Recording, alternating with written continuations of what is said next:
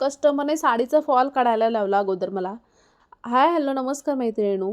आता इथे मी घेतली कस्टमरची साडी आणि त्याने अगोदर मला हा फॉल काढायला लावला. तर का काढायला लावला बघा. तर हा मी लावला नव्हता. तर त्यांच्या हा अगोदर साडीला लावला होता फॉल कोणीतरी आणि तो सिंगल दोरा वापरलेला होता. डबलसुद्धा दोरा घेतला नव्हता. खालच्या साईडला सुद्धा हात शिलाई आणि वरच्या साईडला सुद्धा हात शिलाई घातली होती. त्यामुळे मला काढायला सुद्धा अगदी कमी वेळ लागला. तो अगोदर काढून घेतला आणि त्यानंतर मी माझ्याकडचा फॉल हा लावलेला आहे बघा. मोठा फॉल होता तर त्याने लावलेला छोटा फॉल होता. एका साईडला पिको करून घेतला, दुसऱ्या साईडला हात शिलाई घालून घेतली.